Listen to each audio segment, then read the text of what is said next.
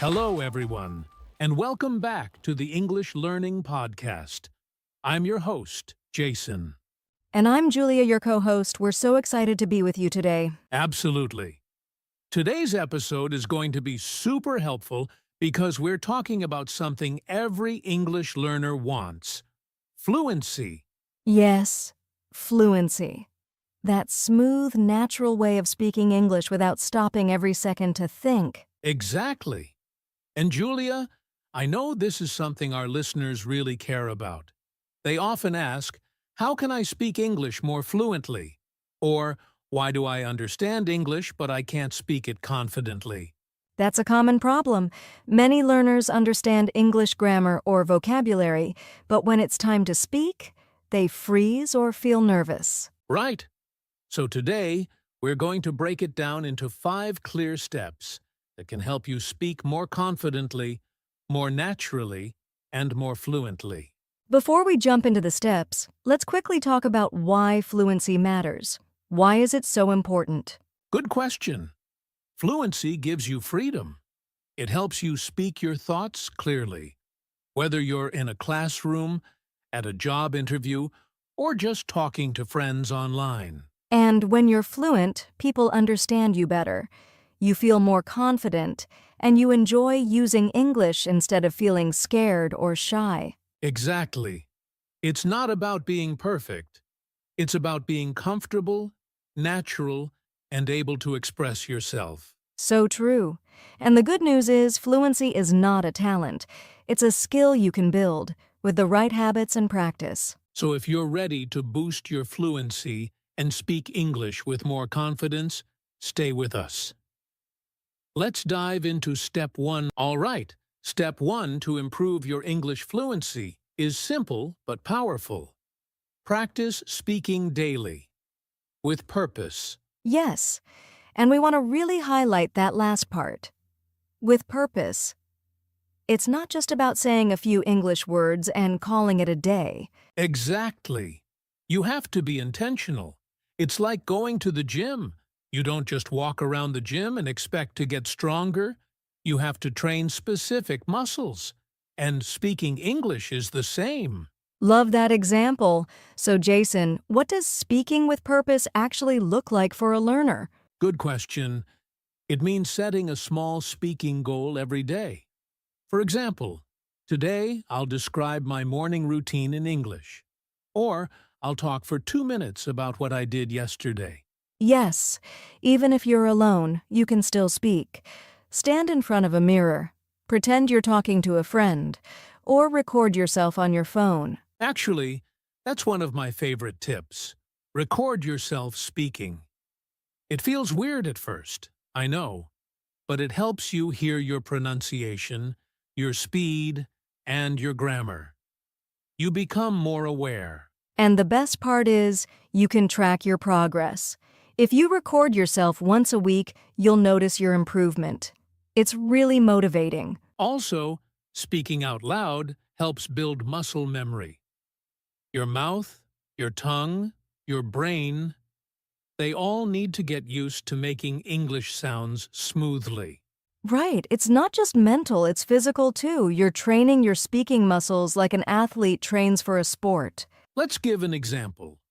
Let's say I want to practice speaking today. I'll choose a topic, like what I ate for lunch. Then I might say out loud, "Today, I had grilled chicken with rice and a salad. It was delicious. I also drank a glass of orange juice." Perfect. Simple, clear, and real. And the more you do this, the easier it gets. Start with 1 minute a day, then move to 3, then 5. And remember, don't worry about making mistakes. That's how you learn. The goal is fluency, not perfection. Exactly. If you get stuck, just keep going. You can even say, I don't know the word in English, but it's like, and try to explain it. That's real communication. Native speakers do that too sometimes. It's okay to not know everything. And if you have a language partner, great. Practice with them daily, even for a few minutes. If not, talk to yourself seriously. Talking to yourself in English is powerful. Absolutely. I always say, if you can think it, you can speak it. But you have to practice out loud, every day, even just a little. So, step 1 is make speaking English a daily habit and speak with intention. Choose a topic, set a timer, talk to yourself, record it, review it. Even 5 minutes a day will build fluency over time. It's like watering a plant. Small drops every day equals big growth later. Love that. Are you ready for step 2? I am. Let's talk about a powerful mindset change. Thinking in English, not just translating. Welcome back. So, step 2 to improving your English fluency is something that takes a little practice but makes a big difference. Think in English, not just translate. Yes, this is so important. Many learners try to translate from their native language every time they speak English, but that slows you down and makes fluency much harder. Exactly. It's like trying to run a race while stopping every few steps to look at a map. You lose speed and confidence. That's a great way to put it. And translation can also lead to strange or incorrect sentences because every language has its own way of expressing things. Right? For example, in English we say, "It's raining cats and dogs" to mean heavy rain. If you try to translate that word for word into another language, it might sound completely confusing. So instead of translating, the goal is to train your brain to think in English, to go directly from your thoughts to English words. Let's talk about how to do that. It starts with simple daily thinking. For example, when you wake up in the morning, try to describe your actions in English in your mind. Like this. I'm getting out of bed. I'm brushing my teeth. I'm making coffee. Yes, keep it simple. No one else is listening, so don't worry. Just get your brain used to forming English thoughts. You can also label things around your house in English, like door, window, mirror, notebook. That way you start seeing the world in English. I love that tip. And another way is to ask yourself questions in English. Like, what do I want to eat today? What's the weather like? What time is my meeting? Then try to answer in English, even if the sentences are short. The goal is to reduce the habit of translating in your head. Here's a helpful trick I've used with students. Set a no translation time, maybe just 10 minutes a day, where you only allow yourself to think in English. Oh, I like that. You can even turn it into a fun challenge, like from 6 a.m. to 6:10 a.m., no native language, only English thoughts. Exactly. It builds focus. And over time, your brain will get faster. You'll be surprised how much you can actually think in English without help. And don't worry if you don't know how to say something, just use simple words. Don't wait for the perfect sentence. For example, instead of "I need to fix the broken faucet," just say, "Water not working. I want to fix it." That's still communication. It's better to say something simple than to freeze while thinking of perfect grammar. Right. Fluency is about flow, not perfection. Kids learn to speak their first language without worrying about grammar. You can do the same in English. So let's summarize this step. To become fluent, start thinking in English in your daily life. Don't translate word by word. Use simple English sentences in your mind. Practice every day, even just for 5 or 10 minutes. And remember, your brain is smart. The more you train it to think in English, the faster and more natural it becomes. Exactly. All right. Ready to move on to step 3? Yes. Step 3 is one of my favorites, learning phrases instead of just single words. Let's talk about that next. All right. Welcome back. We're now on step 3, and this one is a total game changer. Learn phrases, not just words. Yes, if you've been trying to memorize long vocabulary lists one word at a time, don't worry, you're not alone. But here's the truth. Learning phrases is much more effective for fluency. Absolutely. When you only learn words like go, store, milk, you still don't know how to say a sentence. But if you learn a full phrase like, I'm going to the store to buy some milk, you can actually speak with confidence. Right. Phrases give you real tools you can use in daily life. They help you build sentences faster, and they sound more natural, too. Let's give a few examples of useful phrases learners can start with. Like, can I help you with that? I'm not sure. Let me check. What do you think about it? That sounds great. These are phrases native speakers use all the time, and when you learn them as whole units, you don't have to stop and think about grammar. Exactly. It's like playing music. You don't learn a song note by note. You learn full melodies. Same with language. Learn full chunks of conversation. I love that example. And here's another tip. Notice the phrases people use in TV shows, movies, and podcasts. Write them down and repeat them. Yes. Let's say you're watching a show and a character says, I'll get back to you later. Write it down. Practice it. That phrase could help you at work, in school, or in a conversation online.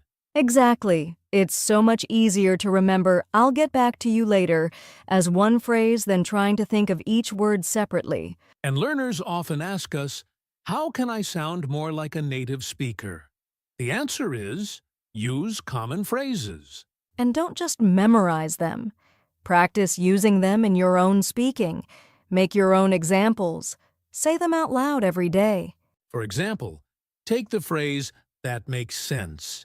You can say, your explanation makes sense. Oh, now I get it. That makes sense.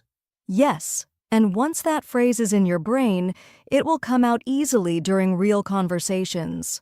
Let's give a few more to help our listeners build their phrase bank. I don't know yet. I'm looking forward to it. It depends on the situation. Let me think about it. These are golden. You'll hear them again and again in real conversations. So here's the key takeaway. Stop memorizing long lists of individual words. Start collecting useful phrases, real sentences people use every day. Repeat them. Practice them. Use them when you speak. Phrases make your speaking smoother, faster, and way more natural. All right, that wraps up Step 3. Coming up next, Step 4. And this one's all about listening and repeating like a native speaker. Yes, if you want to sound more fluent, Step 4 will show you exactly how to do it. All right, we're now on Step 4 of our journey to better English fluency. And this one's really fun and powerful. Listen and repeat like a native. Yes. If you want to sound more natural when you speak, this is a technique you must try. It's simple. You listen carefully to a native speaker, and then you repeat exactly what they say, just like an echo. It's not just about the words. It's about the rhythm, the tone, and even the emotion behind the sentence. Right. Think of it like singing a song. When you sing along with your favorite artist, you try to match their voice, right? Exactly. And language has a music of its own, called intonation. When you repeat what a native speaker says, the same way they say it, you start sounding more natural and confident. Let's give a simple example. A native speaker might say, "What do you want to do today?" They don't say, "What do you want to do today?" slowly. It flows. Yes! They connect the words, what do you want to do today? And if you repeat that out loud again and again, you'll start to speak with the same rhythm and flow. And that's the key. Repetition. Not just once. Say it 10 times, 20 times. It's okay to sound silly at first. That's how you train your mouth and ears. You can do this with podcasts, YouTube videos, TV shows, even short TikTok. Just find a sentence you like, pause the video, and repeat it out loud.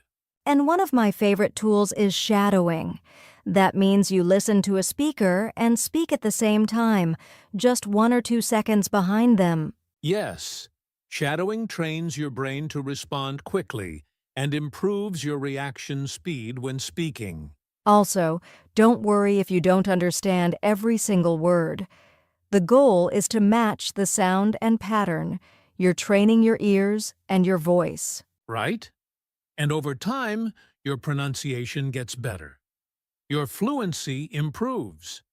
You'll start to feel how English is spoken, not just read it. Here's a quick challenge for our listeners. Choose one short English video today, just 1 minute long. Listen to one sentence. Pause, repeat it 5 times out loud, then play the next sentence.